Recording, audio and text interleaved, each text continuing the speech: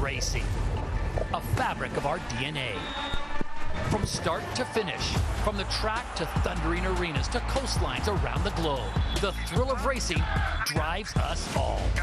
Australia started where they left off, showing their dominance. Have they outclassed the rest of the fleet where only their own mistakes can slow them down?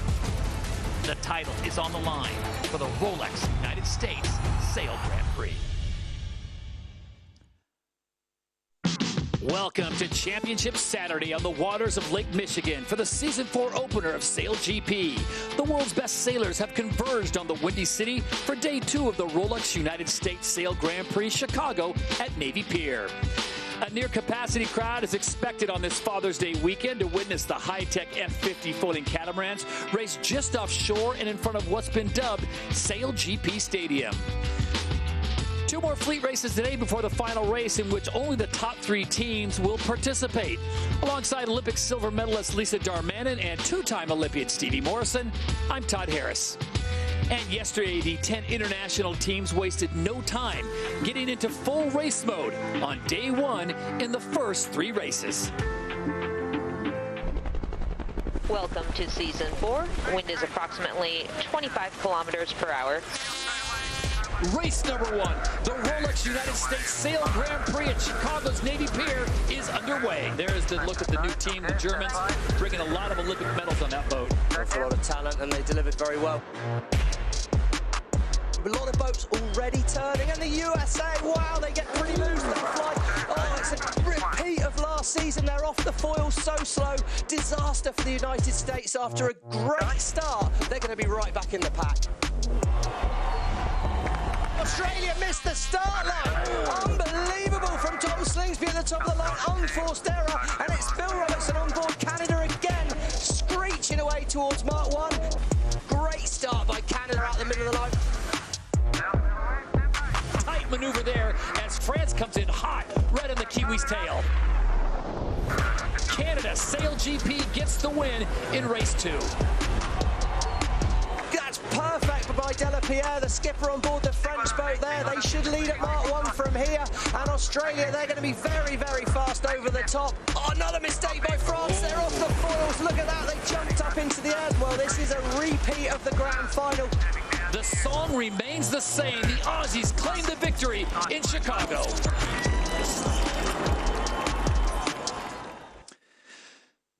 So after 3 races on day 1 here in Chicago, it looks like this. The 3-time defending and reigning champions Australians on top, 26 points. New Zealand second, Canada in third. Remember, only the top 3 teams will go to the final race today. Then it's Denmark, Great Britain, Spain, France, Germany, the United States, Meyer down in 9th. Just 1 spot ahead of Switzerland in 10th. A closer look at Chicago's position on the global map shows it's located in the Midwest of the states in the Central Time Zone. Stop number 1 of Season 4 has us in the state of Illinois, which has a rich sailing history on expansive Lake Michigan. And what a way to kick off the new season in the Rolex United States Sail Grand Prix Chicago at Navy Pier. And Stevie, the freshwater venue, it will certainly challenge the world's best sailors. Well, it's a much lighter wind day today, Todd, and the skyscrapers in the background. We got the skyscraping 29-meter wings, so it's going to be congested and tight on this first leg to Mark 1. There's a chance for the fleet to split apart, trying to find the quickest time down to gate 2. And at gate 2, they've got another big decision to make as they can turn left or right. The big wings that we have up today, the wind will be very turbulent if you're not in that leading pack, so it makes it really, really tricky to overtake, putting a real premium on a good start. Remember that sailboats only sail fast when they're sailing at an angle to the wind, so that's why we see them here zigzagging their way around the course. They're trying to find more wind, better boat speed to minimise the distance they sail. That gives them the opportunity to overtake or to gain distance on the boats ahead. I think it's a tactician's day today. Sailing in clear wind, sailing fast, that's going to be the key. And then it's a long sprint to the finish under Navy Pier to give the fans a great show.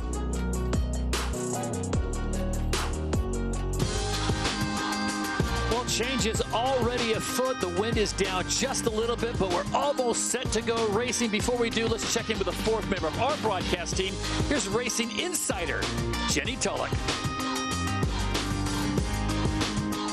Well, I can tell you guys, Chicago has come out in full force today. It is elbow room only on Navy Pier. It is basically elbow room only with all of these boats out on the water. And of course, why not? It's such a glorious day on the water compared to the cold northerly we had yesterday. We've got this much warmer easterly lake breeze coming all the way across Lake Michigan from the shores of Michigan over to Chicago. The hard part is there is much more breeze outside the seawall. So the race course has been moved just to outside to start the boats off in here, and then they'll have to finish the racing inside. And as we get in, the breeze lifts up a little bit, goes over those sky-high skyscrapers that Stevie was talking about, makes it really tricky at the bottom of the course. I guess the big question is who can sail the best with 4 people on board in these 29-meter wings. We know Australia won it here in very, very similar conditions last year. All right, Jenny, great intel from you. We are just moments away from the first race on day 2. It will be race number 4. And before they left their respective tech bases, we had the chance to speak with a few of the crew prior to the start of today's racing on Lake Michigan, starting with the uncertain future for Team Canada. We've got a fantastic team and they back me up all the way. And, you know, as a driver and a skipper of the team, it's all you can ask for. And on and off the water, they've got my back. And, you know, I think after San Fran, I sort of said to the team that, look, there is no certain future. But I said I was very positive that there will be a future for this team. And, you know, they stuck by it. They stuck by those words. And a lot of them had offers to go other places, which had certainty. It was a job for them. And they waited until 5 days ago before they got the tick to say, yeah, we're going to Chicago. And that's the kind of squad you want behind you when you're a driver. It's great to sort of start off where we finished last season. We managed to get a win here last year in Chicago, and it's great to come back. We've got fond memories here, and we're just in a really good state at the moment. The team's really happy, we're laughing, we're joking, we're full of confidence, and today will be a very different day though. Light winds, big wings. Historically we haven't been the best team on the big wings, so it'll be a new challenge for us, but we're excited. Yesterday's racing wasn't our best day. It was great conditions out there on Navy Pier.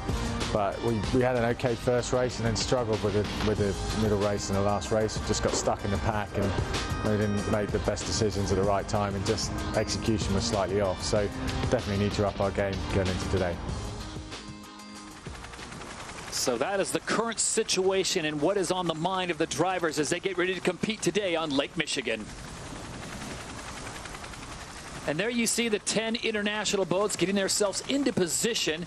Coming up on 2:45 to go before the start of race number 4. If you were with us yesterday, you know the wind was up quite a bit more than this, so this will change the dynamic. As Jenny Tulloch reported, the course has shifted outside of the wall, so they'll have to make a move inside, and hopefully the breeze will pick up. But everyone right now trying to get the points necessary to get into the top 3. That will get them into the big final, where only the big 3 point getters on the day will race in a one race for the title here in Chicago. So everyone getting themselves ready to race here on Lake Michigan as we kick off day number 2 of the Rolex United States Sail Grand Prix Chicago at Navy Pier with SailGP Stadium in the distance. You get an idea of just how massive Lake Michigan is, because Stevie, with those wings, these are enormous boats. We are 2 minutes away from race 4. Yeah, we've had a full configuration change overnight. Put on the bigger wings. There's not as much wind, so we've got to try and harness that here on board the US boat here. And well, really tough day yesterday, and I think probably we're already starting to ask questions. And that shot brought to you by 5G T-Mobile Business, as the Americans are looking for some big point. Not a great day for them at all, Lisa. No, they had an extremely tough day yesterday. It is a completely different day today, and traditionally USA have done quite well with these big wings and light wind, and we've also seen that there's only 4 people on board, so they are quite experienced in this. So let's see if they can have a better day today, Stevie.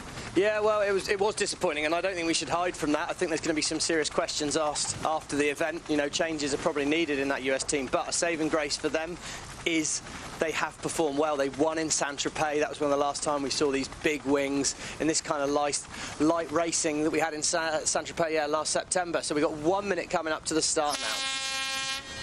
So the big question is, how does this change the strategy? You take 2 sailors off the boat and the bigger wings.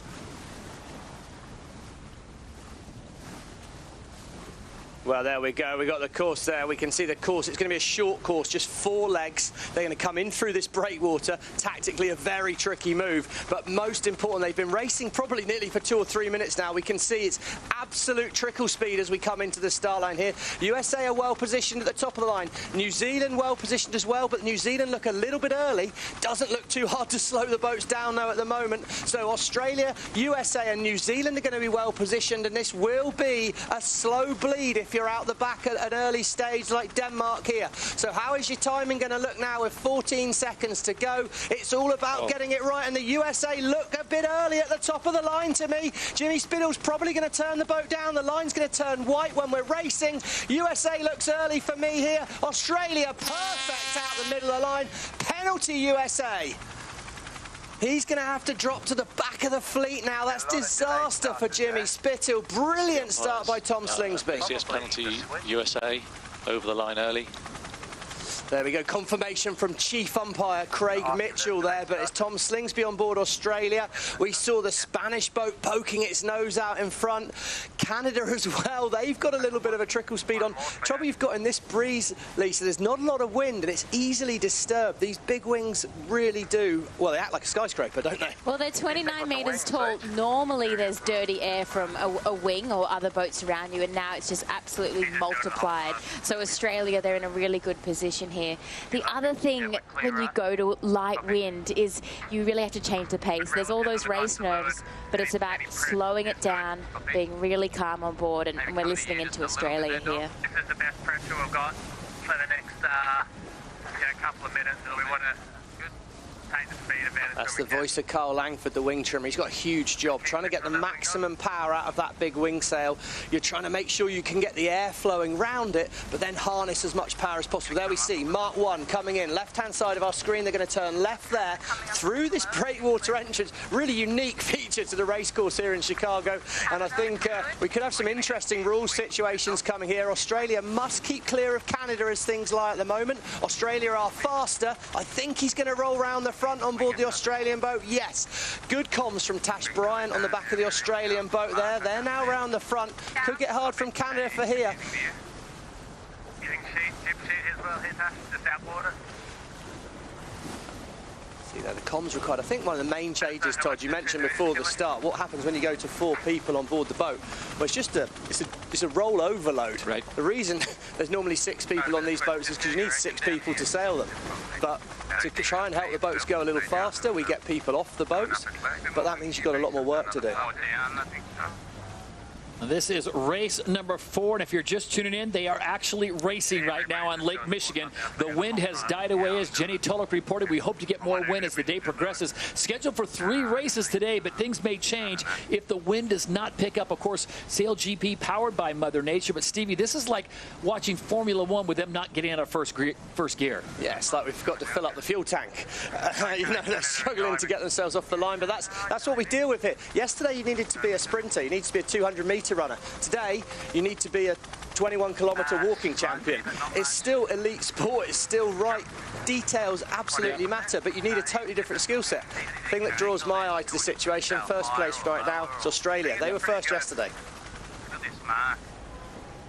The Aussies with a 1-5-1 finish yesterday. They are the 3-time reigning and defending champions as we go on board Canada. And it seems like the pace of their voices matches the wind. Very calm, very slow. We've got a lot of time to think about what you want to do, but the thing is that one little puff of wind can make a huge difference in this stuff. Like every kilometre extra that you can go around this racetrack might give you that extra metre to get around to have the clearest air possible. So it's really tough for the tacticians on board, but because no one's too busy, everybody will be looking around on board, trying to get the most out of the boat and find that wind. I don't know how you used to feel on a day like this, Lisa, but I'd find myself gripping everything so tight. You just really tense. So the fact they can stay this calm and cool is quite impressive, because you just desperately want wind, you desperately want more speed, but it's just not there. So you've got to milk the conditions, milk Mother Nature for everything it's got. Stevie, for the fans that are new to SailGP, what is the wind strength that they need to get at least one hole out of the water? Right now we're sitting at just over 5 kilometers an hour. We probably need nearly twice that, Todd. We need nearer 8 to 9, and then we'd hope to get one hull out. If we can get nearer 15 kilometers an hour, that's the sort of speed where, if executed really, really well, you can get the boats up and foiling. So we're a little bit away from that, but this is the race court you've got. So you've got to make it work. It is the same for anyone. As I say, you can't look past the fact the Australians currently lead, and they are the 3 times defending champions. The other thing to remember is they don't train in this stuff a lot, so you've got to be innovative around the racetrack. I'm sure they've talked about it, but the way that they approach the racing, they spread their weight across the boat. The other thing is, I just heard from the chief umpires, they're keeping an eye on everybody because the sailors are trying to get the most out of their boat. So the foils they're using, they're going up and down. So we're on board with Australia now. We'll see that their foil is about to go down, and they might bring it back up, and that is to help the propulsion of the boat. So very innovative there in Australia. Tom Slingsby's not normally one to miss a trick, is he, Mr. Slingsby? But we see at the bottom there, Tom Slingsby, Carl Langford, and we're hearing Tash Bryant's voice there, strategist role. I mean, again, I think she's got such a hugely important role on a day like today to try and evaluate who's made a good decision, who's made that right call, because normally you can react to things really quickly, but it's like death by 1,000 cuts on a day like this. You know, it happens really slowly, little bit of incidents coming at you. You know, you don't realise you've made a mistake perhaps for, you know, several minutes. So I think the strategist to keep their head out of the boat, as we see here, people that are new to SailGP, this is what really lays out the race course so well for us here. We can see our ladder lines, so that's showing us how far we've progressed down the course. They're coming from the right of the screen down to the left of the screen. The arrows show that really well here. We're aiming for gate 2. At the gate, you can come through the middle of it and you can turn left or right. So it's a huge tactical decision there, and we can see now Australia, he's hoping that he's lined himself up to be able to turn left here, I'd imagine. Every time you turn a boat, you slow down. And in this wind, you really slow down, eh, Lisa? Well, you're not moving very much, so any momentum you'll completely take. I think Australia is in a pretty comfortable situation here, but Spain and New Zealand, they are catching a little bit of dirty wind. But Canada on the right-hand side, is completely in their own air at the moment, and the wind has dropped off so dramatically. We're 2.3 kilometers per hour, so it half really of what we is. had at the start. Exactly. So it's a real crawl here. We're getting reports from Jenny down on the water that there's less wind at Navy Pier than we saw outside the breakwater, so that's why they're really slowing down here. In Australia, I'm not sure they're going to make that ley line, but they're definitely going for it, Stevie. I expect he'll start wiggling his boards up and down, won't he? And Tom, he'll find a way to get it down there. I think he maybe had to sneak his way around. I'd be pretty sure he'd be fairly desperate not to do too many more manoeuvres. Well, Jenny Tulloch is down on the water. Jenny, give us the update on what it's like down there. Has that wind just almost absolutely disappeared?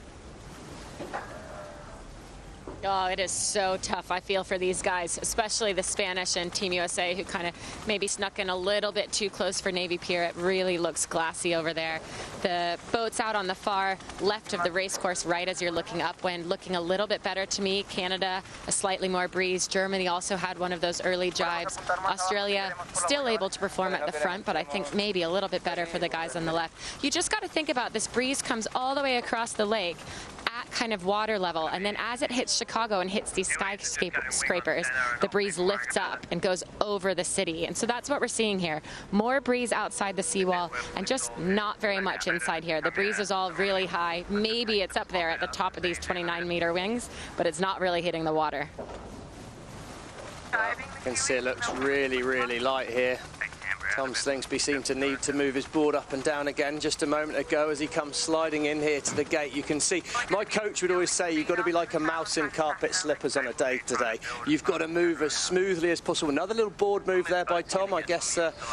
Needs to set the boat up to come upwind now. But what's interesting, New Zealand up to third. They were stuck right in the middle of the pack, and they're clearly managing to get that boat go quite well. But top of screen, we can see Spain and the United States. Spain have the right of way. United States must keep clear. They've done very well to get back to second here. As first round the mark, it's Tom Slingsby on board Australia. He's going to exit away now. But Spain and United States, they've done well in that corner, and they're going back out there to see if they can find that same bit of wind. That position is really going to hurt for the United States, though. It's not like you can just... This is the umpires. Penalty Spain, relative USA. Not entitled to mark room. Oh, wow. So that was obviously due to the fact that Spain came in very fast at the end and late there. We saw the picture quite late. So the Spanish obviously were outside and behind the United States when they hit that yellow circle. Means they're not allowed to barge their way inside. And that could hurt Jimmy Spittle. But the Spanish now, it's going to hurt them more because they've got to drop back behind the United States.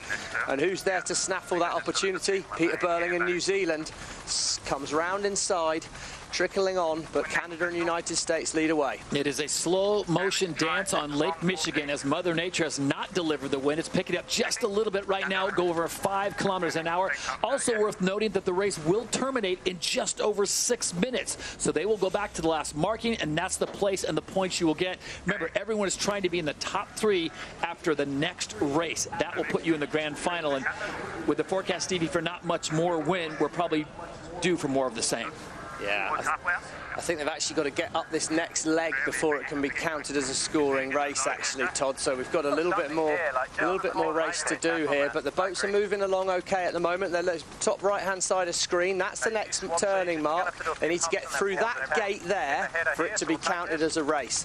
So it's a bit of pressure on the teams at the front are desperately going to want to get there. The teams at the back are probably hoping they get a reset and another chance to go at it here. But we can see the Australians are slipping along okay here. They could be quite well. I just heard from the Australians that they're reporting a left shift, which means that it's going to be in favour of New Zealand and Spain, who went round the other turning mark. So it'll be interesting to see if those two boats in the middle of the screen are able to lay this gate. It's going to be quite close here, I think. Spain looks like they've got quite good pressure as well. So the Spanish, after getting rid of that penalty, now even with New Zealand. Here's the USA, and we have been now told by race management that they will conclude the race at gate number 3. So hope still alive for the American fans. It's USA, Spain, New Zealand, Australia, and Canada, the top 5 in light breezes. Understatement of the day here, leg 3 of 4.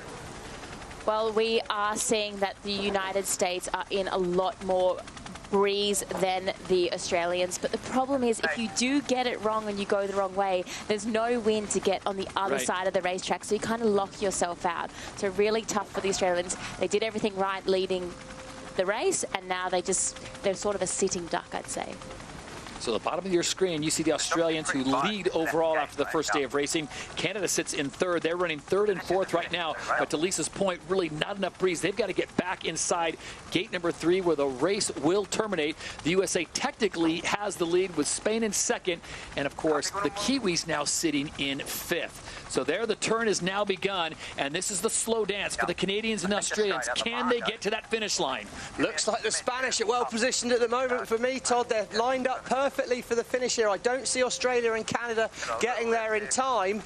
They're going to have the right of way if it is close, but I think it's a straight line drag race between Spain, United States and New Zealand, and the Spanish. Well, what a start to season 4 this would be if they could take a win. They struggled so much at the end of season 3. One of the real under pressure teams, and it looks like they could have it. So with a snail's pace, it is Spain that will get the win. How about that? Diego Botín and the Spaniards take the victory here in Chicago, race number 4. Vamos. Vamos. And it looks like the USA, are they going to creep into second place? It looks like Jimmy Spithill just gets across. It's crazy how they can finish in front of us. Anyway, good race. Oh, that's Jimmy complaining a little bit about the penalty clearing there at the bottom. The Spanish getting a penalty, but then being able to clear it and still finish ahead.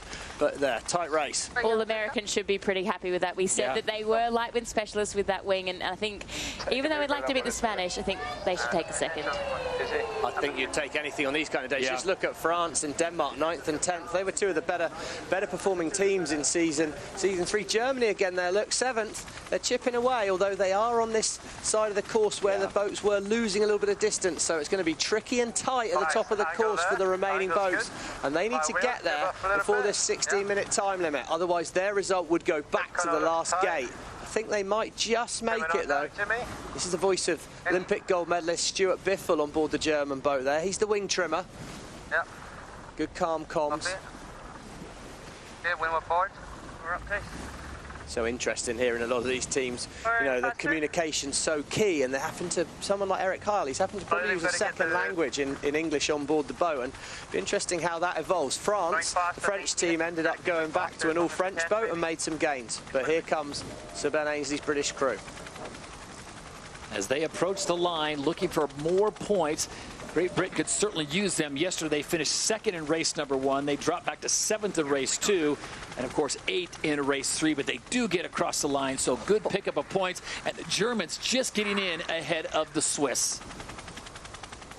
Good finish there by the German boat. Another good result by this new German crew. They're going to be really, really happy there. The French and the Danish, though, it's been a tough first weekend so far. So it goes.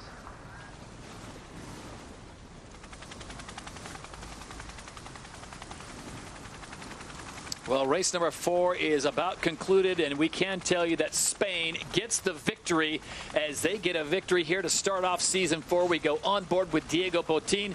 Diego, congratulations. Well done. It was slow out there. How did you guys seem to find the little bit of wind that was available? Yeah, I think, well, we positioned ourselves correctly in the race course. It was a very tricky race. Yeah. We're on the lucky side this time, and yeah, it was a very nice win for us. Good for the overall standings for sure. Yeah, it's been a good start to the season for you, Diego, winning a race already this season. What changes have you been able to make since you left San Francisco? Yeah, I mean we've done a lot of work,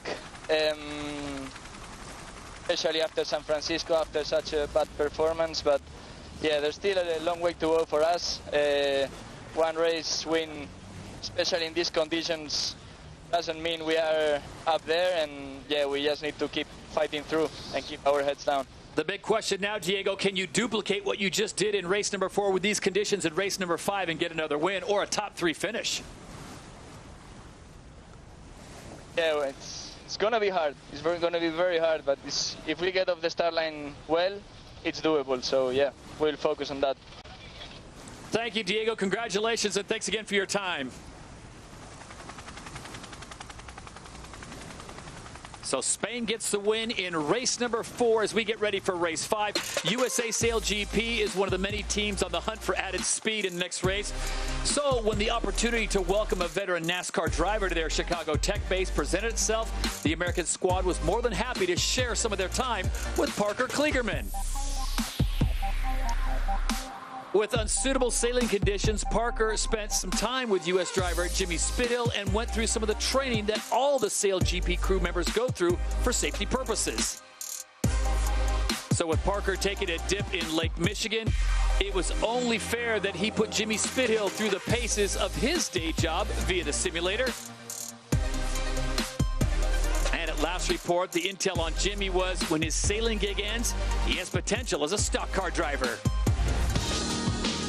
So let's take a look at the standings after the 4th race. It is Spain that gets the win, USA 2nd, New Zealand in 3rd.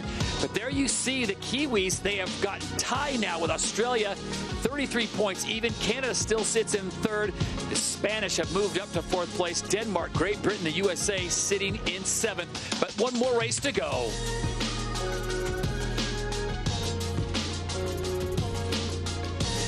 Beautiful day on Lake Michigan. The only request we'd have of Mother Nature is can you send a little more wind for race number 5 because it's all to play for in the grand final.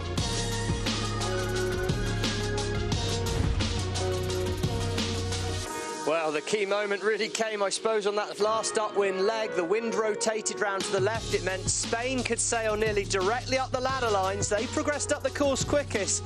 And what a big moment that could turn out to be in the season. Let's remember, it might only be the first event of the season, but the points count. The overall finish here will matter in that race to the final. And it's the tough days like this that can derail a good campaign. So for Spain and USA, big race. So the fans take a little bit of a break, get a refreshment on a perfect day here on Father's Day weekend on Lake Michigan. We'll have much more of the Rolex United States Sail Grand Prix Chicago at Navy Pier after this. What an intense light air race. I'm kind of with Stevie. I feel like when it's super light air, you grab everything that you can because there's nothing you can do really to make the boat go faster. And what do we think about the young Spanish team doing really well? Now, the hard part, I kept saying it looked like better breeze out on the far side of the race course, away from Navy Pier. But when it's this light, sometimes you can't see the breeze. It doesn't come onto the water. It's just at the tops of the rigs, the tops of the sails. So you kind of hope for the best. And when you're sitting about 3rd, 4th position like the Spanish team and the U.S. team, you've got to go the opposite mark of the Aussies and the Canadians. And you kind of got to hope for, something to come your way. And that's what happened. They got a left shift right under Navy Pier. They both, well, Team USA had the penalty, so there was that. But they both ultimately gained a little bit from that left-hand side and got the first win of the season for young Diego Botín. So I think you could hear them with the vamos at the end. But I feel really heavily for the Danish team. This morning I was speaking to them just before they went out sailing, and they were pretty pumped up. They've got Julius, one of their grinders, is sort of their DJ, and he's always pumping the tunes right before they get on the water. And they said they're really good in these sort of marginal foiling conditions. Now, maybe for them, the problem is there's not even anything marginal foiling about it. It's just boats in the water, hulls down. So trying to really make sure that you can maximize sailing with just 4 people on board. And I think we saw the Aussies are pretty good at that. As we said earlier, they won this regatta here in very similar conditions last year. They were winning that race. So can they do it again? We've got one more race to see who goes into the final race.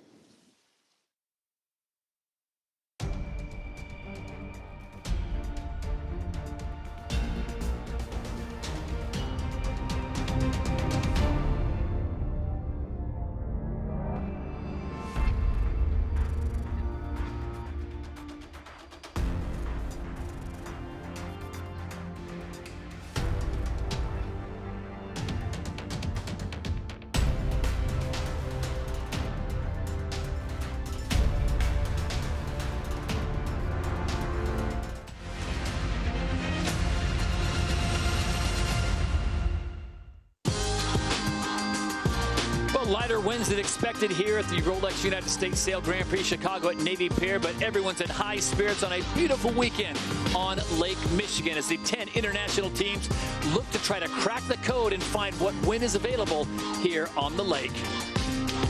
And that 10th team is Germany. Stevie, so far, what kind of grade would you give the Germans here on Lake Michigan? I'd give them a B+, Todd. I think they've had a really good start. 8 out of 10, I think, for what you could expect at this stage. They've been in there mixing it. They've certainly not, you'd argue, they've not looked like the beginners in the fleet. I mean, they're not underperforming in any way, shape or form. A lot of work to do, though. Well, after day one of racing, we had a chance to speak with their driver, Eric Heil, on what he experienced out on the lake. The first time on the F50 was very different to what you see in the TV. It's way more unstable than you expect. You really have to work hard as a team and coordinate all the people together to get it running. Usually you sail against, your class members, and here you meet all the people together. So all the legends of the sport come together here in one series, and that's pretty special about it. Germany coming in hot, and this will be their first race. A lot on their shoulders, Stevie. What a moment for this new team. Eric Heil at the back there. We just spoke about the goals for the event. So for us, it's still the progress, and the learning curve is the most important thing to us. And we are really realistic. Yeah, but we will take our chances and try our best to catch up as quick as we can.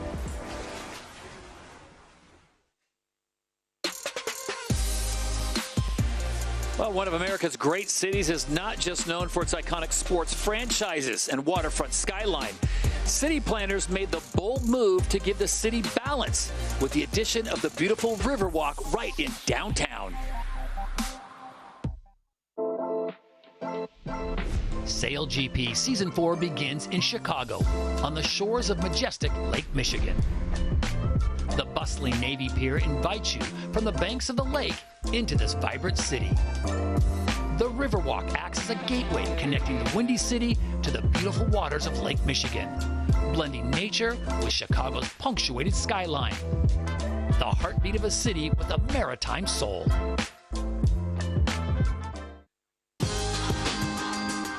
Well, we're almost set for the next race. It'll be race number 5, and then the field will be cut, and only the top 3 will race in the grand final. The big question everyone wants to know is, will there be more wind? What will the conditions be like? And for that information, we turn to the 4th member of our team, racing insider Jenny Tulloch.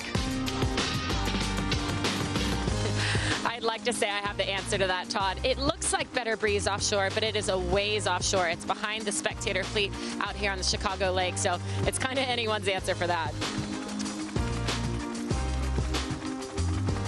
Well, it certainly doesn't look all that windy right now as we see the boats lining up for the start line, and we can see they're already in position here, really, Todd. 2 minutes 25 to go, and if you put yourself out behind like Canada are at the moment, it could be fairly tricky, you know.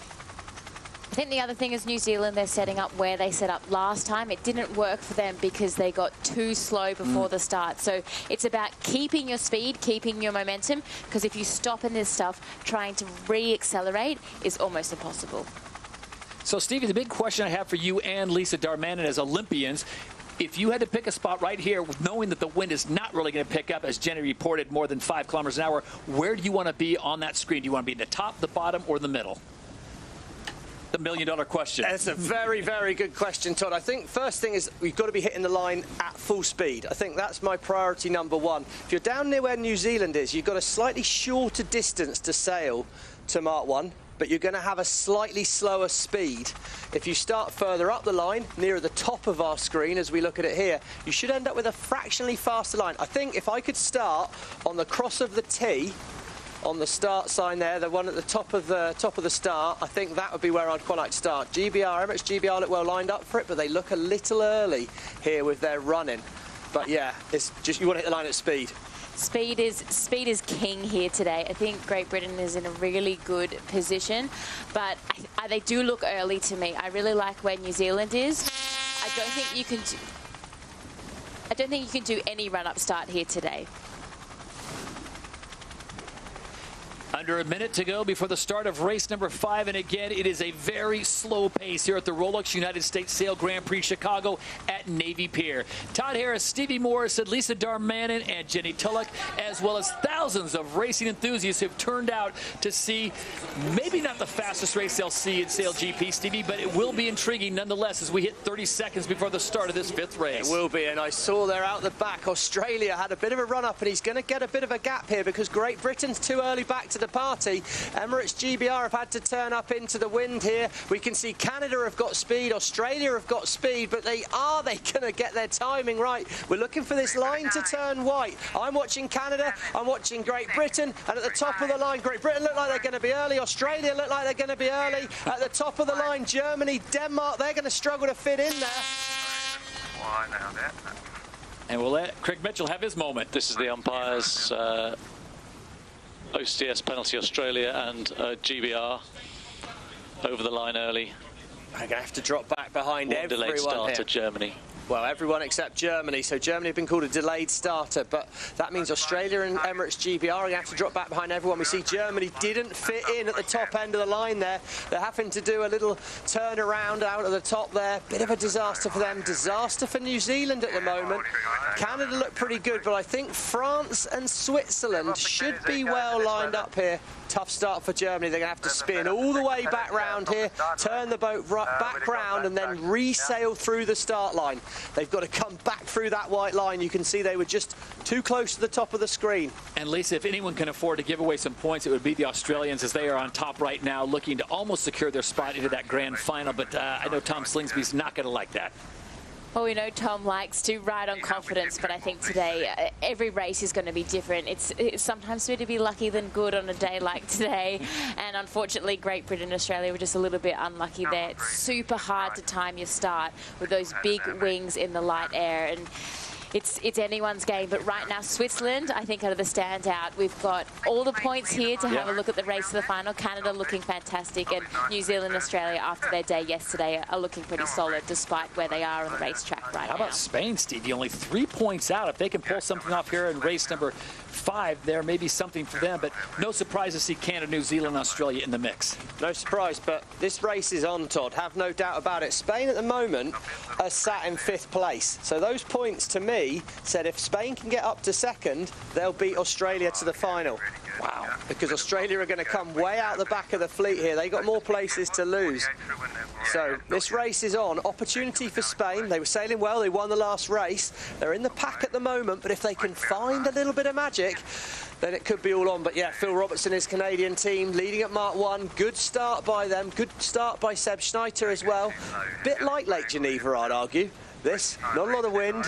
Got to try and get everything you can out of it. Seb's probably feeling quite at home as we see the merry dance of the boat's centreboards, daggerboards going up and down as they try and get every ounce of speed that's available to them out of these boats. We're going forwards on Rockall at this angle. The problem when you get a penalty on a day like today and you have to go to the back of the fleet, it's almost impossible to catch up. There's not enough laps, there's not enough distance, and there's no opportunities for overtaking in terms of finding pockets of pressure that we see on a day like yesterday, for example. And bottom line, it's all about time. You don't have the time. As we've mentioned, it's a 16-minute race. You've got to get to that 2nd gate to make it an official race. So we'll see what happens. But right now, it does not look like the Australians, the Kiwis, or Emirates GBR are going anywhere fast as the rest of the fleet starts to pull away. So you've got Canada out in front. Switzerland sits in 2nd, France in 3rd, Denmark in 4th, and there are the Spanish. The umpires, GBR, you haven't completed your OCS penalty before the end of the 1st leg, so you're required to go behind all boats in the fleet. All boats in the fleet, that's behind Germany. Wow, that's not going to be well. Germany. Yeah, well, it's very complicated, that line, but you take a line directly upwind of Mark 1, and unfortunately the British sailed past that before they'd got behind everyone. Complicated rule, and Ben Ainsley, they've fallen foul of that. They were trying to keep themselves back, but yeah, it's almost a straight line off to the right of the screen from that yellow mark that Australia are passing now. Ainsley got too far up the screen as we look at it, and he's got to drop all the way behind Germany. So, Stevie, is it safe to say you take out, obviously, Emirates GBR right now? Germany's not going to make the pass. Australia, they might not need the points. The Kiwis are back there as well. So we're really looking at 6th, the United States up for people who can get some points and possibly move up the ladder board. Exactly, and I think the big one here, really, in terms of the race for the final, it's Spain are the boat that have got the opportunity to make the final. But I think they need to be first or second in this race. Fortunately, today we've got Lisa Darmanin. She's assured me she got a very good maths qualification out of her education in Australia, so she'll be running the numbers for us and give us a little bit of an insight into that race to the final. But yes, Canada are very, very well positioned for the final. New Zealand, by virtue of where they finished in the other races, are pretty well set, and they're ahead of Australia. So I think the race now is between Australia and Spain, but Spain have got to get themselves up to, I'd say, at least second. And Germany's still on the recovery mode as they try to get back after that early penalty.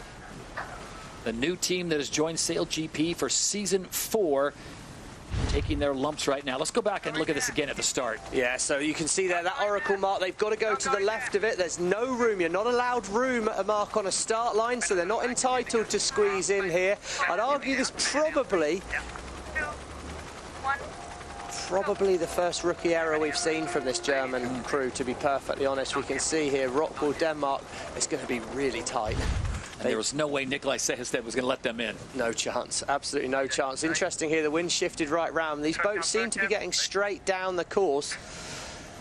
I mean, it's so hard telling where the wind's coming from. Obviously, you know, the wind's so hard to sort of see exactly where it's going. But normally you can actually see what it's doing to the water. But the wind is so light, the water looks really glassy here. Here we go, the light wind masters from Lake Geneva, the Swiss. That's the voice of Olympic gold medalist, Australian Will Ryan, who's the wing trimmer on board. He seems happy. Come up here. Don't rush the wing up here, okay? Yep. All the way up when you can. Yep, coming up. All the way up. Normally it's about doing things really fast and efficiently, whereas today it's about doing everything smooth and slowly. Because if you move the wheel really fast or you move the wing really quickly, the wind can't really attach. Right.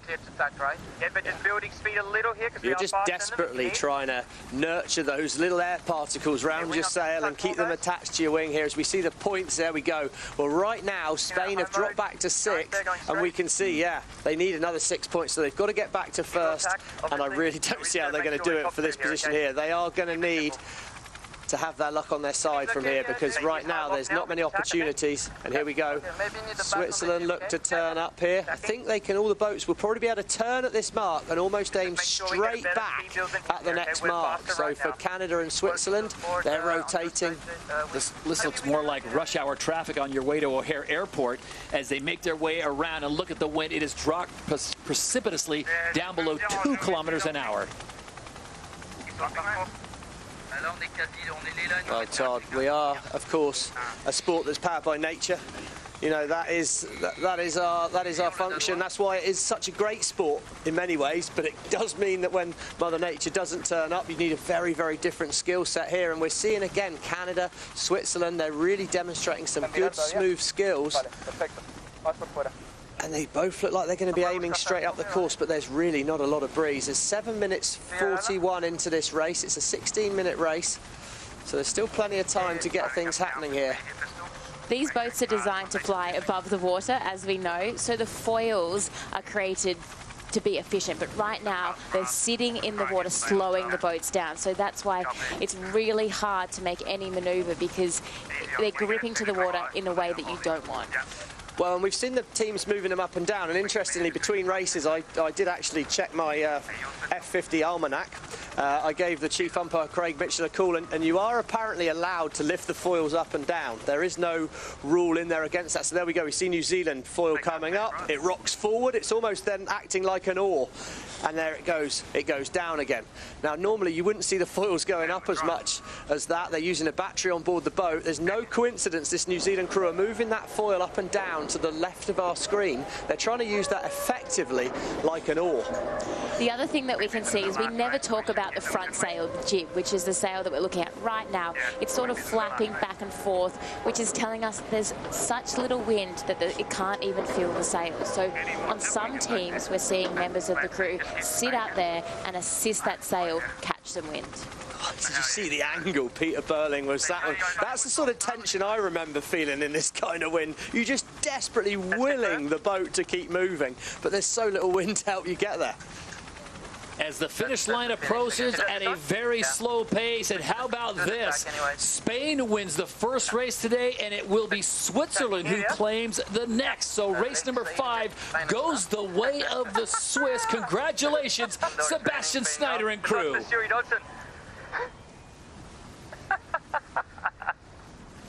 Well, I enjoyed that. That's Will Ryan. A new wing trimmer on board the boat this season. The Olympic gold medalist in Japan, silver medalist in Rio. So, you know, he's used to winning things. He'll be wanting this Swiss team to start performing. And, well, first in his first event, he's going to be happy with that. A little more time to think today, I'd like to think. Yeah. Sure. Well, the good news for Switzerland is they get a big victory here in Chicago. The bad news is it's not going to get them into the grand final. Canada will come across in second place, so their spot now secure in the grand final, where only the top 3 teams will race. And it looks like France is going to hold on for third with Denmark in fourth. It looks like the Danes are going to come up just short, but a good performance for them in very light breeze.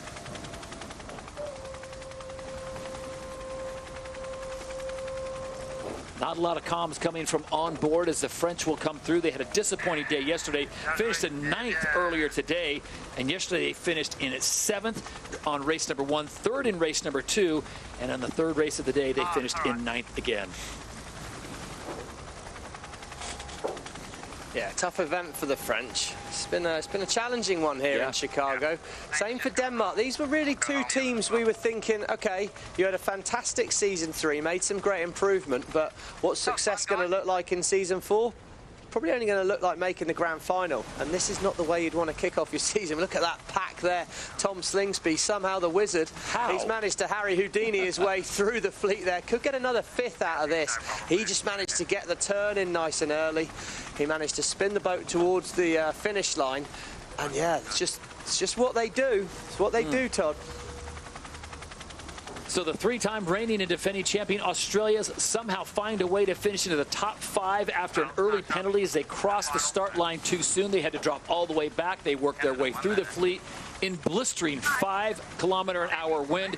And once again, Slingsby works his magic on Lake Michigan and has punched his ticket into the grand final.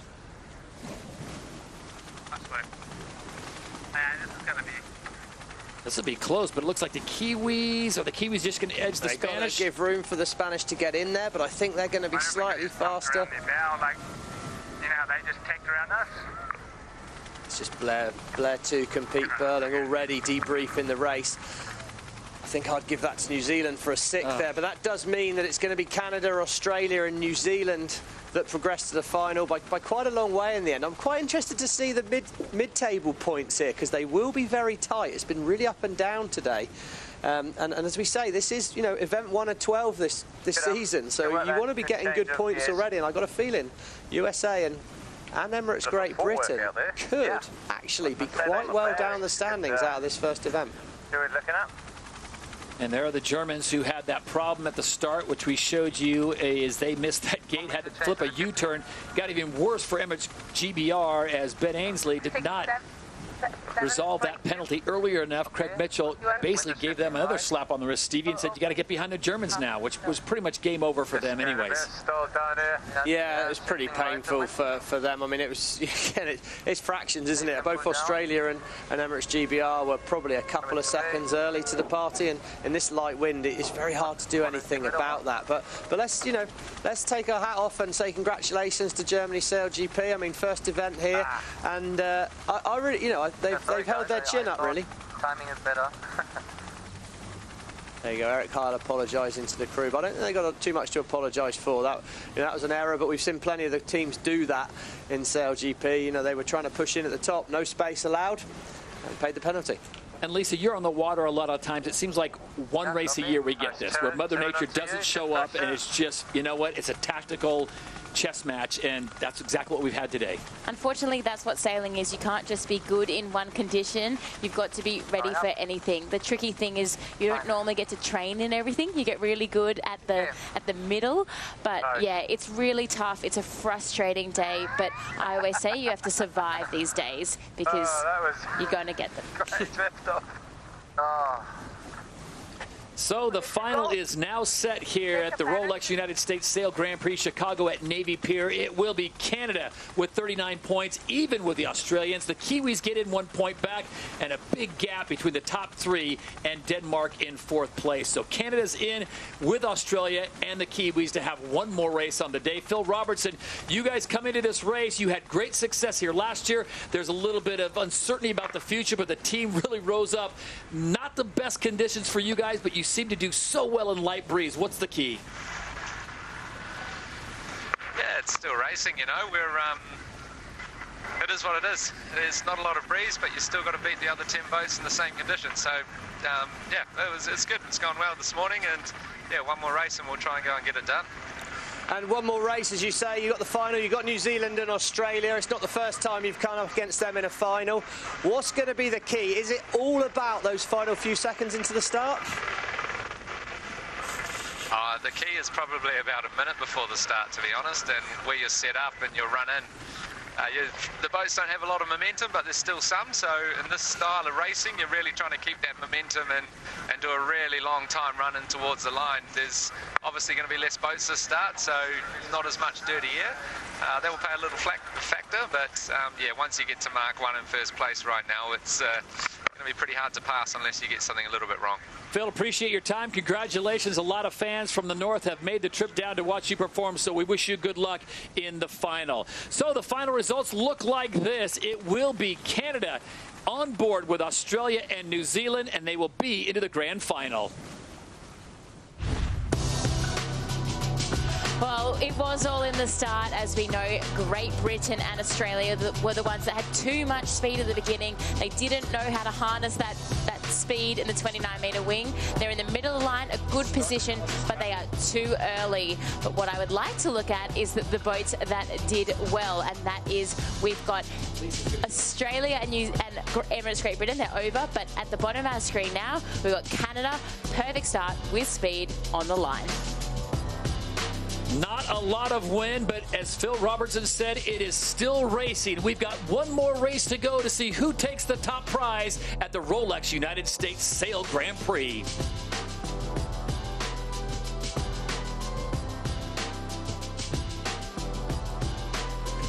Well, we've got some great data powered by Oracle to help us look at the analysis, and I would like everybody to look at the Canada line. As I was saying, they were really close to the line, half a metre off, and they were going the fastest. They were 10.62, so fantastic start by them. Although they didn't win the race, Switzerland were right there behind them, ready to go, and you can see Australia that they were over the line by about 11 metres, so didn't look good for them. SailGP back in Chicago for the second year in a row, and a lot of the same characters will be battling out for the title. We'll see who takes the top prize here in Chicago after this short break.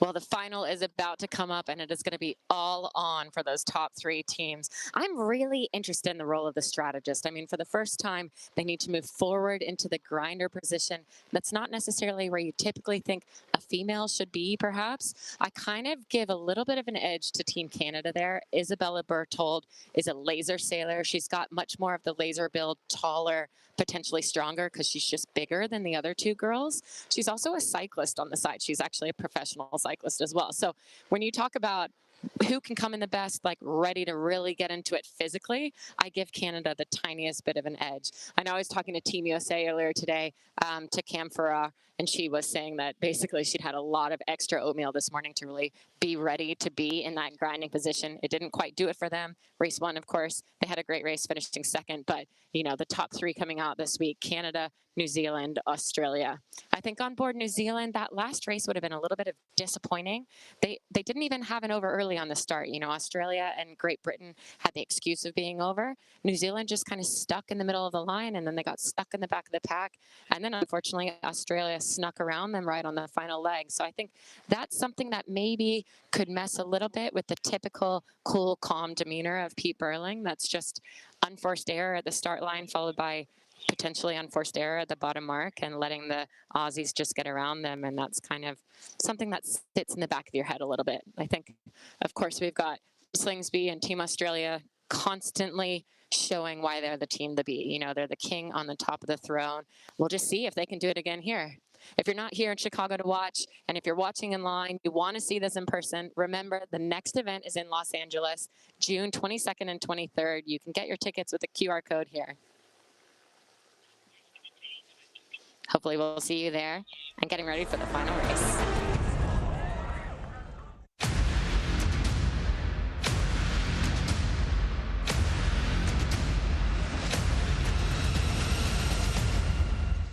Back in Chicago on a beautiful day on Lake Michigan, just looking for a little more breeze as we get ready for the final. Well, along with the state-of-the-art F50 catamaran, SailGP's Inspire program is bringing the spirit of sailing to a bigger audience here in Chicago and also around the world. In this groove. SailGP exists to make our sport better and use it as a platform for a better planet. Inspire brings this to life. So what is Inspire? Inspire Learning lets young people engage with the science of sailing in a dynamic and engaging way, from hands-on sailing classes to online STEM lessons. Inspire Careers offers students and young professionals a work experience opportunity within SailGP, from photography to working within a SailGP team. And finally, Inspire Racing. Inspire Racing is the ultimate foiling youth program for the next generation of talent, where we have the best local young sailors compete alongside the F50s, as well as gain behind-the-scenes access, meet the athletes, and much more. Inspire is just another part of our belief that sailing can be a force for good, powered by nature and driven by purpose. We had 16 young sailors from the United States, Canada and Bermuda take to Lake Michigan on the Foiling Wasp. A fantastic opportunity for them to build on their racing skills and also those foiling skills with some expert coaching. These Olympic and SailGP hopefuls got the chance to race on the F50 racecourse amongst the F50s and the best in the business. Stevie, what an opportunity for them. Incredible scenes, really, and what was just fantastic to see was they were out a little bit earlier and they had some breeze, which is what we could so desperately do with the call. But these fantastic boats, I mean, I wish when I was younger we had these sort of foiling craft to get out there and race around on, and you know, the standard's really good, and you say they are the future. Well, a lot at stake for them too, because the winners of this Chicago event get to go to San Francisco for their own finals. So congratulations to Thomas Sitzman from the United States, and the female athlete is Rachel Beschart from Bermuda. So something to look forward to and a great goal for them to train for, and we will see them in San Francisco at the end of season 4. Well, from the future to the present, we are now set for the big showdown, the top 3. Peter Burling, how about that resume? He's got Olympic gold plus 2 silvers, 9 world championships, and of course, the 2 America's Cup. But he has been consistent in SailGP, consistently at the top of the board. He'll be going up against an old foe in Tom Slingsby, also with an Olympic gold medal, 10 world titles, an America's Cup, but he has been dominant in this series. He is the 3-time reigning and defending champion as the Aussies look for yet another win here at the first event of season 4. And the crafty veteran from just to the north by way of New Zealand, it is Phil Robertson. 3 world titles, and again, last year he looked so good here on the smooth waters, the fresh waters of Lake Michigan. So we'll see if Phil Robertson can pull it off again. He is quite a match racer. We'll see if he gets the start that he's looking for. Before we go racing, let's check in down on the water one more time with Jenny. You know, I'm hoping he gets the start he's looking for. I kind of give a little bit extra nudge to the Canadians, having just won that last race, just done well in the last race, whereas the previous two boats, the Aussies and New Zealanders, really deep in the pack. I think that kind of gives you a little mental edge at the moment, and that's what you need going into the final. It's going to be all about who's up to speed on this start line. As we've seen, if you can have a good start, not be over, have speed, lead around the bottom mark, lead around the gate mark, it's really hard to get past you at the bottom mark. So I give a slight mental edge to Canada. But of course, we know Aussies and Kiwis are both pretty tough to beat. All right, thank you, Jenny. Well, we will see what happens. Unfortunately, the wind is not picking up what we wanted it to, but we will see how these crafty sailors get it done here on Lake Michigan in the final race of the day.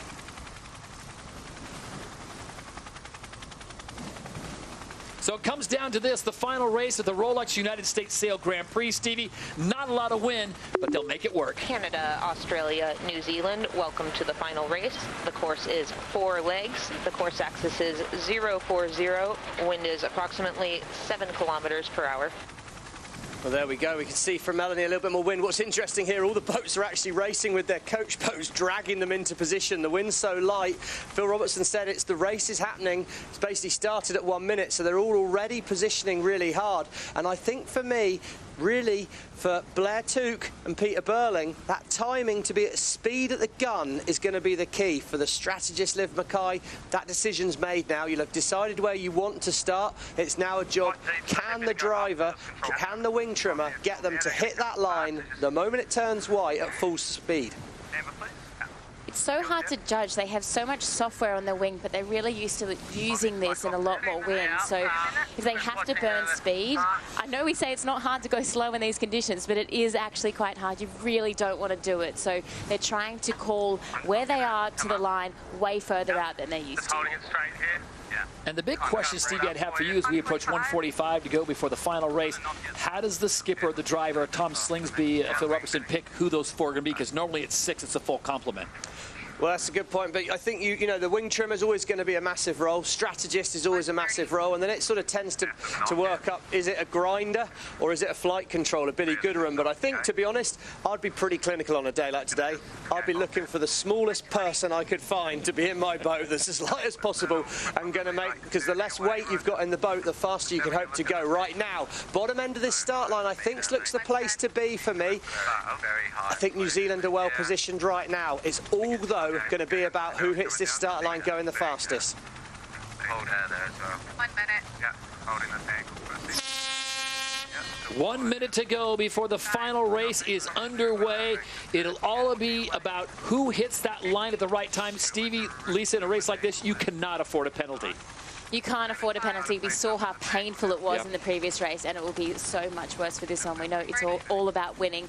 Right now, I do actually like where Canada is. They've done it very well today so far, so I think they're in quite a strong position there. I think it's an interesting point you make, though. You say, I think I'd be happy to take the risk. I'd rather take the win. I'd rather take the win and risk being third than just be a bit conservative and then almost definitely end up, you know, in that backpack and struggling. So here we go. The boats start to turn down. On the inside, it's New Zealand. Canada further up to the wind. Canada should have the faster angle to Mark 1. Canada have turned the boat first and they're creeping out ahead at the moment here. It's when the light turns white that we're going to see the start go clear. Canada are the fastest at the moment, but it's New Zealand who'll be on the inside. Clear start. All the boats disappointingly far back from the start line there. Now it's all about speed. Who can accelerate the boat the fastest? Pressure's on the wing trimmers right now. You've got to maximise it, and to my eye, it's Blair Tuke on board New Zealand that's got that boat going the fastest. They are on the inside. They've got the fastest route to Mark 1,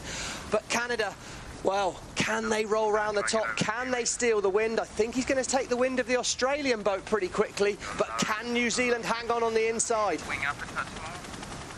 What do you think? I got to clear myself, you reckon? Yeah. So I just heard off the Australians that Tom and their team, they're in bad wind right now, so they're going to try go around the outside of Canada to try get fresh air. So they're taking a risk here, and it is really on between Canada and New Zealand right now. It's a really tough spot to be in if you're New Zealand. It's tough, but look at that Mark 1. New Zealand are on the inside, and I think it should be New Zealand pretty good from here. Australia, I say we take a risk. They were third anyway. They've got to try and do something at this point. They've got to get more wind clear. If you're in disturbed wind, if you've got less wind, you've got less fuel in the tank. You can't put your foot down. So first things first, let's get clear wind. Let's get the boat back to full speed and then see if an opportunity presents itself, Todd. There you see the wind is now dipping. Ooh, look at this, into 6 kilometers an hour. That is about as high as it's been so far as they approach that seawall. Hopefully they'll get some kind of puff coming through at mark number 1. And on the inside, it is the Kiwis, the Canadians on the outside, and the Australians taking a chance as they roll the dice and hope it comes up Yahtzee. Well, Stevie, you called that better than I did. You've been here before. Well, I think you said it earlier. It's better to be lucky than good. But right now, New Zealand, I think that's really got to go a lot there. They just got the boat going a bit faster. As soon as they've entered inside the seawall, the wind has dropped dramatically. Yep. So we're about 3 kilometres less than we were outside the seawall. And we did see in the previous races that it is good to be out in front, but because it is so fickle out there, anything can happen. And we had the head-to-heads from that reach to Mark 1. We'll call it a reach. And as you can see, the average speed of New Zealand was just a click higher. Now we're back on their live speeds up there. So New Zealand out in front, clearer air, and they're going faster. And if you're wondering what that race flag time is and why it's 0% across the board, these, as Lisa pointed out, these catamarans are meant to foil. And right now it is both holes in the water. They're just looking for some kind of breeze. And look at this, it's starting to creep up a little bit. Well, a little bit, but you see Andy Maloney sat on the front there. He's normally the flight controller, but there's not a lot of flight happening right now. So he's actually up at the front of the boat. That helps with the balance of the boat. They're trying to minimise the drag of these hulls. He's holding the sail out. There's not enough wind to hold the sail out. So Andy's doing that. And he'll also be helping paint the picture for the boats around them there. So that job description there, Liv Mackay, she's got the job on the handles. Yeah, we're going good. Voice of Blair Toot, we're going good, and it certainly looks like that at the moment. They've got that New Zealand boat slipping along there. Liv going hard on the handles. Well, those strategists, they have to be chameleons. They've got to fit anywhere. They grind, they do strategy. We know that they're going to have a touchpad now, so they've got all these controls at their disposal, and new innovation by SailGP. So I think those female athletes are pretty talented out there.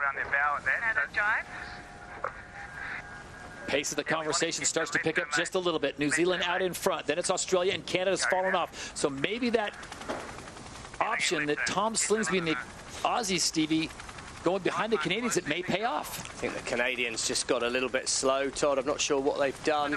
You know, we can see the live speeds there, and right now Canada are the slowest boat out there.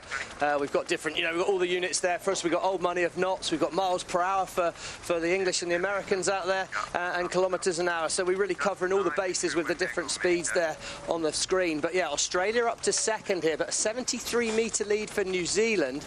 And, you know, they just think they've got the boat going a little bit faster on board New Zealand. We still see this feature that we've had today, which is definitely a new feature in SailGP, of them working that windward foil up and down to help their speed on it. But they're going to come down through this gate. As we can see, the arrows there indicating that they can turn either way through it. But they got to choose. Am I going to turn left or am I going to turn right? And I'm not sure that's the easiest decision to make in the world. Historically, it's been good to turn right so far today. So I think we'll probably see New Zealand turn right. I think we might see a split here. So we know it's the final. If you're at the back, you can roll the dice. You can go the other way, because what the sailors are seeing out there has been changeable. We saw in the first race, Tom thought he knew something on the Australian boat, went the other way. And so I think anything can still happen here. I know it's going slow, but it's still a bit edge of your seat. It is, but they were going the fastest on board Canada. I think that's a great call there, Lisa. I think Canada will turn left, and New Zealand, for the first time in this race, had got a bit slow. Voice of Chris Draper there, the wing trimmer. Again, I just think there's a huge weight of pressure on those wing trimmers in these conditions, because you're trying to optimise your wing as much as possible. Still showing us a 60-metre lead. Could well be neck and neck as we go through gate 2. It's going to be who's called it right, who's going to have found the most wind, and we will have a split at gate 2.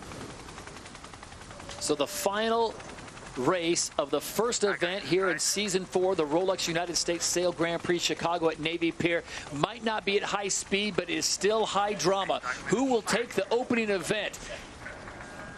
Way to go, you guys. Easing to me.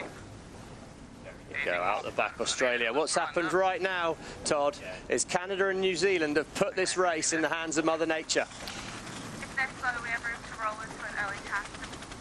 It's going to be the beside me. Okay, so that's there.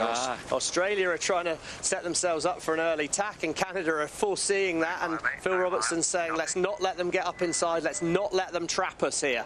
There you go, Canada. He slows the boat deliberately to force Australia outside.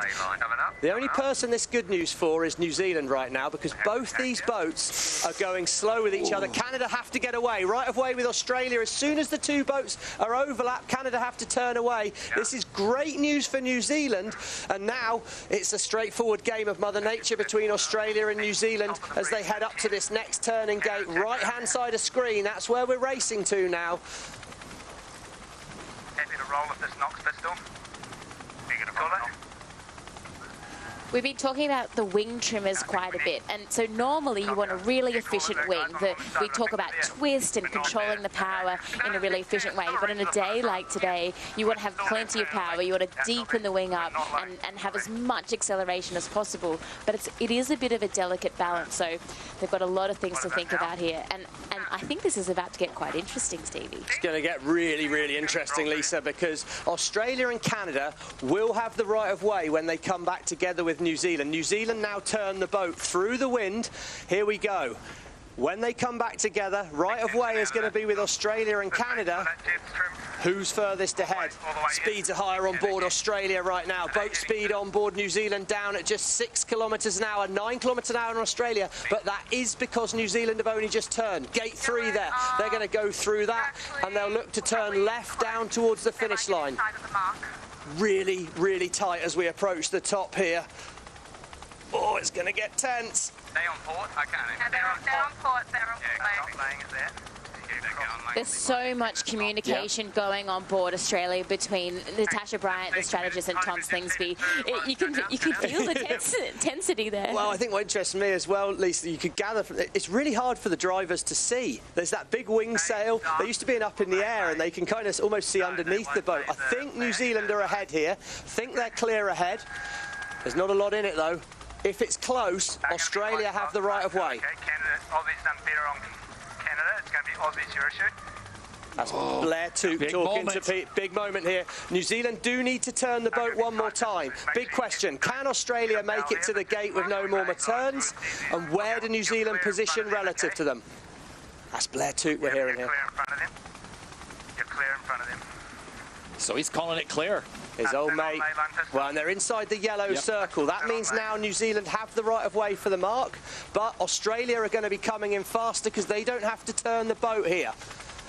Burling turns the New Zealand boat. He slams the door shut. This is almost an exact repeat, albeit about a millionth of the speed to the grand final, where Australia shut the door in front of New Zealand. But right now, Burling shut the door, and it's now a straight sprint to the finish. But it's all about who can accelerate the boat, and these roos do not go away. There's the finish line, left-hand side of screen there, Todd. New Zealand have got to be the favourites from here, but it's all about acceleration. So on the final leg of the final race, it is a two-boat race. Canada is in effect out of this one. It's New Zealand and Australia on a week where we had too much wind on Thursday, perfect amount on Friday, and very little wind on Saturday. It will be a very slow drag race to the finish line to see who will take the top prize. Oh, I just can't help but feel this arm wrestle's going to go on all season. The two big hitters from season 3, they're back at it, trading punches. This may be a situation where even for Tom Slingsby, he's going to run out of real estate. Yeah, I mean, it's a straight line here, really. So Tom's got to sail literally right round the outside of New Zealand. And well, New Zealand there, the number, they've got the boat going fast. Hell of a day. Well, they are enjoying it, even if it is at slow speeds, as the Kiwis look at the Aussies behind them, their arch rivals. And this has got to feel good for the Kiwis right now. New Zealand SailGP is just moments away from claiming the title on a day where Mother Nature not necessarily cooperated. It is the Kiwis who excel in the light breeze on Lake Michigan, and they will take the win. Season number 4 off to a great start for the Kiwis. They win the Rolex United States Sail Grand Prix. That was Pete Burling there saying that was one of the more stressful days. You'd have thought you'd be stressed going around at 100 kilometres an hour, but no, it's going around at 6 kilometres an hour and feeling completely out of control that does it. But yeah, the comms there were good. Australia, wow, they do not know when they're beaten. They just don't go away, do they? They keep fighting. Broadcast, we can hear you. So Tom Slingsby in Australia, the 3-time reigning and defending champions, they start the season off in second place. So they'll be 1 point back of Peter Burling, who gets first win, draws first blood for season 4, and it was well earned, Lisa. They made all the right maneuvers. I thought Tom Slingsby was going to pull it off one more time, but just didn't have the pressure. Well, we know never to write Tom Slingsby off, that's for sure. But New Zealand, they commanded it from the start. They had that perfect angle to mark 1, and they could pick which way they wanted to go. Canada and Australia, they rolled the dice. It wasn't working in the previous races, so New Zealand was able to keep it simple and just snuck in there at that top gate. It was pretty close, to be honest. And credit to Canada, Stevie. We talked about them coming to this season, a little uncertainty as far as the financial future of the team. They're here, they're fighting, they get into the final. There's no doubting that this is one of the most talented teams on their day. They can be a little bit flash in the pan, hot or cold, but when they turn up, you know, they won the series here. They won over the 5 races. They've ended up losing the final, so they're going to come away with a 3rd place from here. But yeah, Canada are super talented, and you know, hats off to them. There were a lot of doubts surrounding them for the last few weeks. They've turned up and they've really put on a great show. Final results: New Zealand, Australia, and Canada, your top 3 as the 3-time reigning and defending champions just run out of real estate. They can't reel in the Kiwis on that final straightaway, and New Zealand gets the win. Going to Australia. We now have the opportunity to go down on the water, and Australia.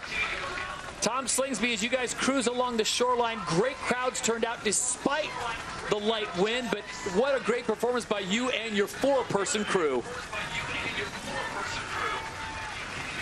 Yeah, no, we had a good day. I mean, these sorts of conditions are pretty tough, and I'm proud of the team. We did as well as we could have. Congratulations to the Kiwis. They had a better last race, and well done. Tom, at one point in that race, you took a chance to get behind the Canadians to go around to get the fresh air and get clean air. Did you think that was going to pay off, and were you going to be able to reel in Pete and the Kiwis? Yeah, I thought there was a helicopter out that side of the course that we went, and we started accelerating. I thought the helicopter was going to help us, but Pete obviously did a great job. They got a bit of breeze out that side, and yeah, they did a great job. Tom, appreciate your time. Congratulations on the success so far, and we will see you in Los Angeles in just a few weeks' time. So Tom Slingsby and the Australians start off their campaign in season 4 as they finish in second place to their arch rival, the Kiwis of New Zealand.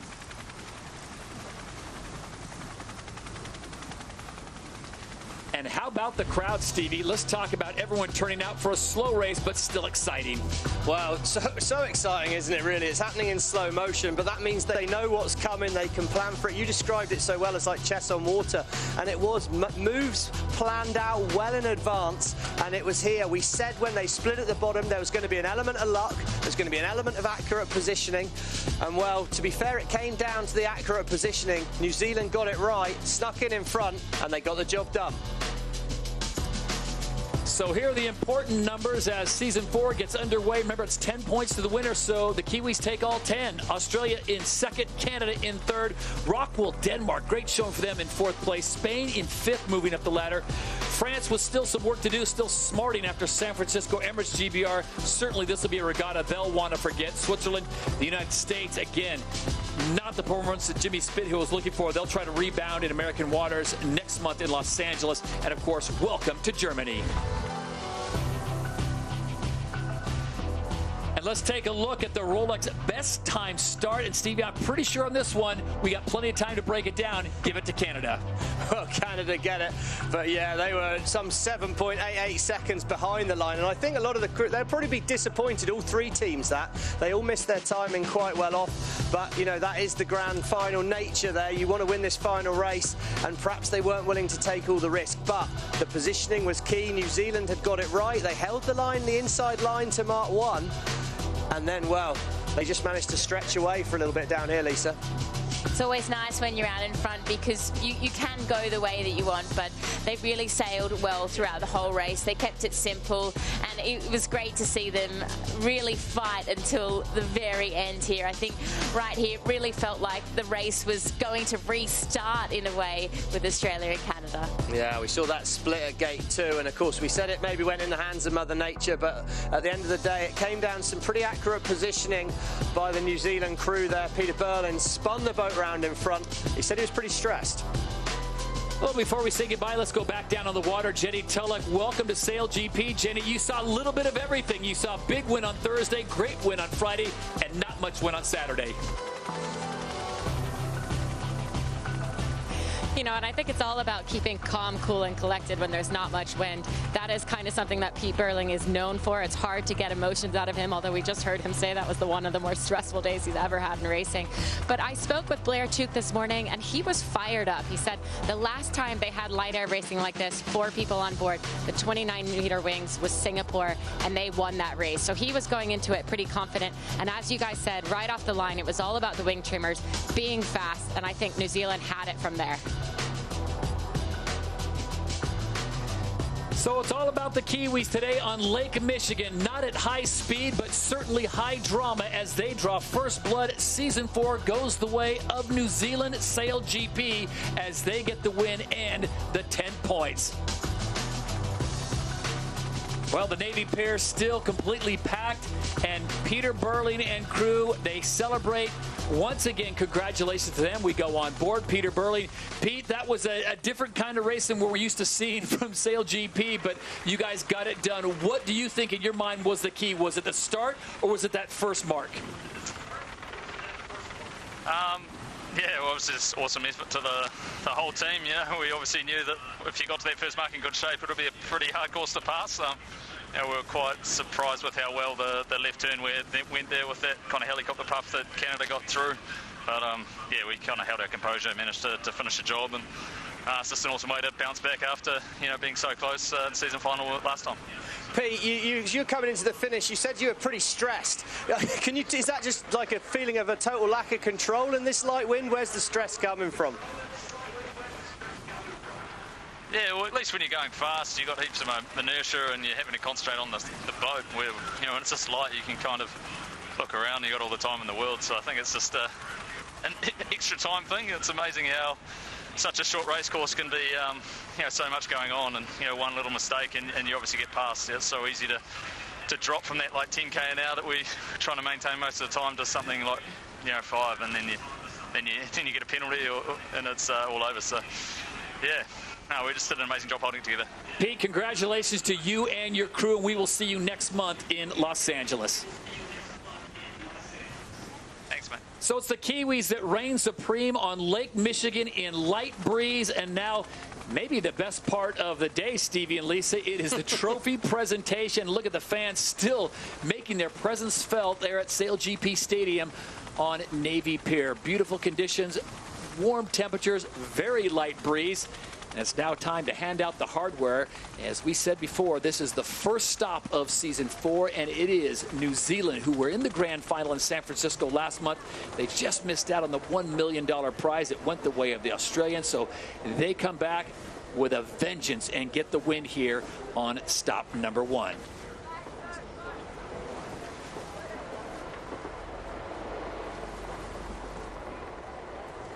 Lisa, you've been in these situations before. This is a lot of hard work that's paid off. It might not have been exciting high speed, but it's still a lot of hard work. Oh, every event win is so special, and the Kiwis haven't won since Singapore, so a couple of events they missed out on their home event, but super happy for them. I think obviously they were disappointed with the final, disappointed with Christchurch, and so for them I think this win actually means much more.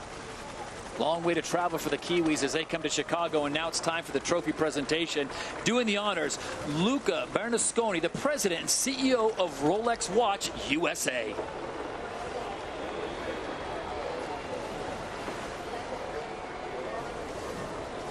Well, it's a pretty great moment for that New Zealand crew, and I think you've got to be getting their feeling on board right now. Season 4 for them, it's win or bust, really. I mean, they were so close last season. They really put themselves down as the challengers for the Australians, and kind of feel like, yeah, it's Australia or New Zealand this season, and it feels like that already. So out comes the bubbly. Lisa, you've popped these corks a time or two in your career, and they do it on board, and they do it quickly. We're getting pretty good at this, I have to say, them in Australia. But yeah, I think setting the tone for season 4 is always really important. So this will be a really special moment for them. And, you know, it's going to be another tough season. I think Australia and New Zealand are the highlights. Canada are showing they're a formidable player, but there's a few disappointing things out there for some other teams, though. Stevie, Mr. Bernasconi was smart enough to get out of the way. He knew what was coming as the bubbly corks were popped. He's been around a few of those celebrations himself as well. He was out of there pretty sharp, but no, great scenes for the crowds there, that's for sure. So as we wind things down on Lake Michigan, we want to remind you we will be back July 22nd and 23rd as we return to the City of Angels in California. Welcome to SailGP. Perfect location. A lot of people. Oh, I love it. We're on the edge of control all the time. Oh my Lord, that's tight. Go for it. You right? Jordan? Oh, they're out of control. Definitely no seaweed on those runners today. And there will be plenty of California dreaming. Remember, it's the Oracle Los Angeles Sail Grand Prix from the Port of Los Angeles. That's July 22nd and 23rd. Once again, congratulations to New Zealand. On behalf of Lisa Darmanin, Jenny Tulloch, and Stevie Morrison, I'm Todd Harris saying goodbye from Chicago. Happy Father's Day. We'll see you in L.A.